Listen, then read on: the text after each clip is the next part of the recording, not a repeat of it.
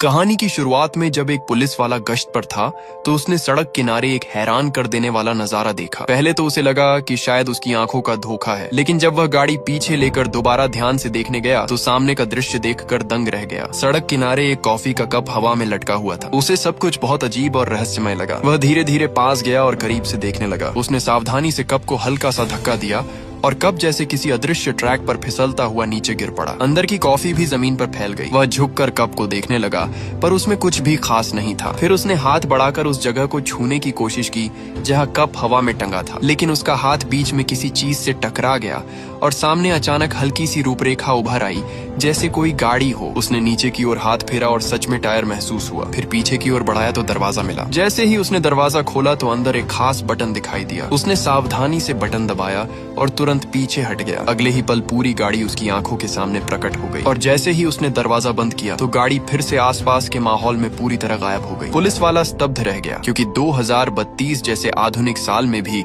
उसने इतनी जबरदस्त अदृश्य तकनीक पहले कभी नहीं देखी थी। उसने अनायास ही अपनी टोपी उतार कर सम्मान जताया, लेकिन सवाल यह था कि इतनी उन्नत तकनीक किसके पास थी और वह व्यक्ति इस सुनसान इलाके में अपनी अदृश्य गाड़ी को यूं ही खड़ी करके क्यों चला गया। ऊपर से अधूरी कॉफी का कप भी गाड़ी की छत पर छोड़ दिया था। असल में कुछ दिन पहले ही पुलिस को उनके संदिग्ध गतिविधियों की भनक लग चुकी थी। एक अधिकारी ने उनकी गाड़ी का पीछा भी किया था, लेकिन जैसे ही वे एक मोड़ पार कर गए तो सामने वाली गाड़ी रहस्यमय तरीके से गायब हो गई। हालांकि सड़क किनारे घास पर टायरों के निशान साफ दिखाई दे रहे थे। अधिकारी ने अपनी गाड़ी रोकी। जैसे ही वह नीचे उतरा, अचानक उसके पीछे एक बंदूकधारी व्यक्ति आ खड़ा हुआ और उसे सड़क के बीच में जाने का आदेश दिया। मजबूर होकर उसे वैसा ही करना पड़ा। दरअसल वे लोग साल 2100 में जारी एक इनामी आदेश के तहत फ्लिन भाई बहन की हत्या करने आए एक सशस्त्र दल के सदस्य थे, लेकिन उनका मिशन असफल हो गया। इसके बाद उनकी गाड़ी फ्लिन परिवार के घर के पास ही छूट गई। सड़क पर खड़ी वह गाड़ी बाद में पुलिस अधिकारी टॉमी ने खोज ली और उसे जब्त करके थाने ले जाया गया। लेकिन भविष्य की दुनिया के उस रिसर्च संस्थान ने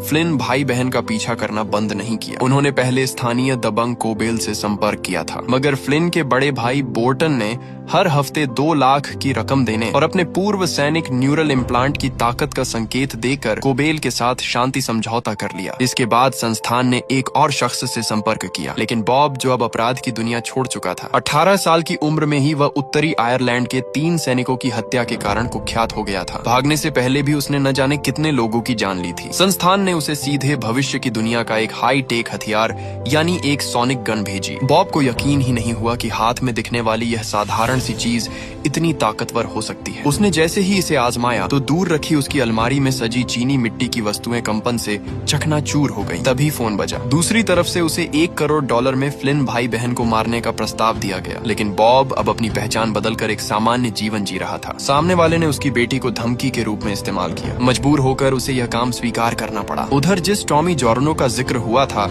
वह भी बॉब की तरह एक हत्यारा था, जिसने नई पहचान लेकर फ्लिन के छोटे से शहर में साधारण जिंदगी शुरू कर दी थी। उसने बॉब को बताया कि संस्थान ने सबसे पहले उसी से संपर्क किया था, मगर वह अब अपने शांत जीवन में फिर से खून खराबा नहीं चाहता था। इसलिए उसने बॉब का नाम सुझाया और यह सुनिश्चित करने के लिए कि बॉब काम ठुकरा न सके तो उसने उसकी बेटी की जानकारी भी दे दी। अपने निजी हिसाब किताब सुलझाने के बाद बॉब ने नियोक्ता से संपर्क किया। दरअसल रिसर्च संस्थान पहले से ही फ्लिन की गतिविधियों पर नजर रखे हुए था। हाल ही में फ्लिन ने अस्पताल में ब्रेन सीटी स्कैन करवाया था। डॉक्टरों ने पुष्टि की कि उसके ब्लू शॉक जैसे दौरे दिमाग में बैक्टीरिया के संक्रमण की वजह से हो रहे हैं। यह बैक्टीरिया पूरी तरह से उसके मस्तिष्क के उस हिस्से में सीमित था जो दृश्य जानकारी को प्रोसेस करता है। इसे एक बात जुड़ती दिखी जब शुरुआत में रिसर्च संस्थान के गुप्त कक्ष में एलिटा ने उसे पकड़कर जबरदस्ती उसकी आंखों से कुछ दिखाया था। ये जानने के लिए कि आखिर कौन सा बैक्टीरिया है, फ्लिन ने स्पाइनल टैप का अपॉइंटमेंट लिया। संस्थान को इस यात्रा की भी खबर मिल गई। बॉब पहले से ही उस रास्ते पर घात लगाकर बैठा था जहां से फ्लिन को वापस आना था। संयोग से उसी दिन फ्लिन की करीबी दोस्त लियान भी उसी रास्ते से गुजर रही थी। उसने देखा कि एक बूढ़े आदमी की कार सड़क किनारे खड़ी है और उसका बोनेट खुला हुआ है। वह मदद करने के इरादे से रुक गई। बॉब ने भी दोस्ताना अंदाज में जवाब दिया कि उसने पहले ही मैकेनिक को बुला लिया है। लियान ने कहा कि यहाँ के मैकेनिक जरूर उससे मोटी रकम वसूलेंगे। वह खुद उसकी मदद कर सकती है और पैसे बचा सकती है। ये कहते हुए उसने सीट बेल्ट खोलकर नीचे उतरने की तैयारी की। बॉब पूरी तरह शांत रहा और जिद करता रहा कि वह मैकेनिक का इंतजार करेगा। लियान ने सोचा कि शायद बूढ़ा आदमी किसी औरत पर भरोसा नहीं करता, इसलिए इसलिए उसने अपनी मदद की इच्छा छोड़ दी और गाड़ी लेकर आगे बढ़ गई। बॉब ने राहत की सांस ली, लेकिन अगले ही पल लियान ने गाड़ी रिवर्स कर ली और वापस आ गई। बॉब के चेहरे पर तुरंत हत्या का इरादा झलकने लगा। वह सोच ही रहा था कि लियान से कैसे निपटे कि तभी उसने दूर से आती एक जीप देखी। वह बोर्टन की जीप थी। बॉब आगे बढ़ा। सोनिक गन कार के सामने ही रखी थी। वह उसे उठाकर फ्लिन भाई बहन की ओर बढ़ा। खुशकिस्मती से फ्लिन ने भविष्य की दुनिया में यह हथियार पहले देखा था। उसने तुरंत पहचान लिया और अपने भाई से कहा कि उस पर गोली चलाओ। पहली गोली निशाने पर नहीं लगी। फिर बॉब ने तुरंत सोनिक गन फ्लिन के सीने पर लगा दी। तभी बोर्टन को स्थिति की गंभीरता समझ आई। उसने फौरन गाड़ी स्टार्ट की और तेजी से झटका देकर बॉब और उसके हाथ की सोनिक गन को दूर फेंक दिया। बॉब ने पिस्तौल निकाल ली। लियान भी तुरंत अपनी कार की ओर भागी ताकि अपना हथियार ले सके। इधर फ्लिन की कार का दरवाजा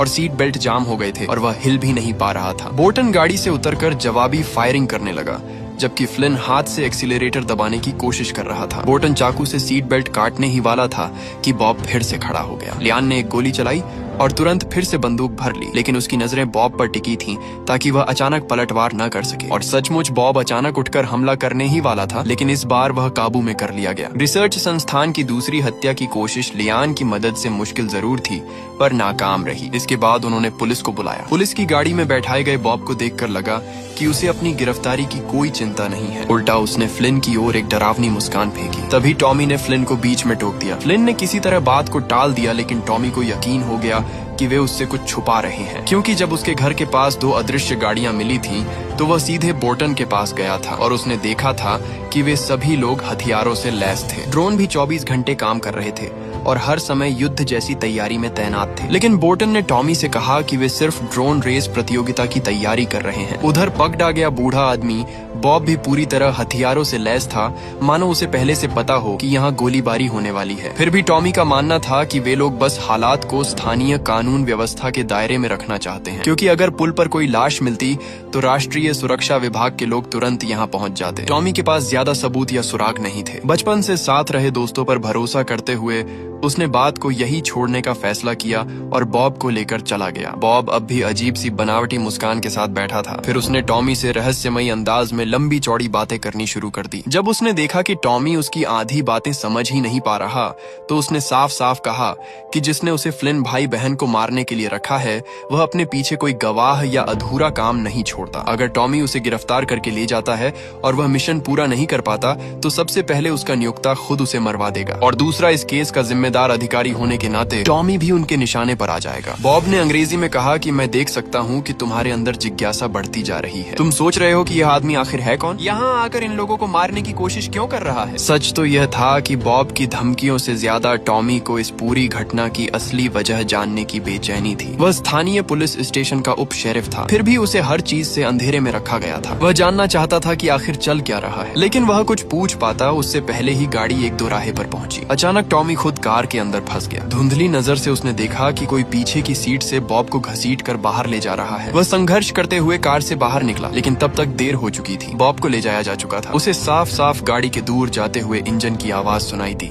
लेकिन सामने सड़क पर कुछ भी दिखाई नहीं दे रहा था। तभी टॉमी के दिमाग में अदृश्य कार का ख्याल आया। उधर दूसरी तरफ फ्लिन की मां ने पीछे के आंगन में दफनाई गई 12 लाशें खोज ली। भाई बहन के पास अब कोई रास्ता नहीं बचा था और उन्हें इन दिनों हुई सारी घटनाएं अपनी माँ को बतानी पड़ी। माँ को समय यात्रा और हाईटेक तकनीक जैसी बातें समझ नहीं आई, लेकिन वह इतना जरूर समझ गई कि हालात उनके खिलाफ जा रहे हैं। उनकी सोच साफ थी कि जिस दिन आप दूसरों पर निर्भर हो जाते हैं, उसी दिन से गहराई में गिरना शुरू हो जाता है। फ्लिन अब चुप बैठने वाला नहीं था। उसने तय किया कि वह तुरंत भविष्य की दुनिया में जाकर जवाब मांगेगा। जैसे ही वह ऑनलाइन जुड़ा, उसने विल्फ पर जमकर गुस्सा उतारा। उसने इस बार की पूरी घटना उसे बता दी और यह भी कि पुलिस के शामिल हो जाने से हालात अब काबू से बाहर होते जा रहे हैं। लेकिन वह अब हाथ पर हाथ धरे बैठने वाला नहीं था। वह विल्फ को साथ लेकर सीधे रिसर्च संस्थान के मुख्य द्वार पर पहुंचा। वह अकेला ही इमारत के अंदर घुस गया। रिसेप्शनिस्ट उसे रोकने की कोशिश कर रही थी, तभी शेनिस खुद बाहर आ गई। फ्लिन को यह एहसास भी नहीं था कि जिस महत्वपूर्ण डेटा की वह बात कर रहा है, वह वही जानकारी थी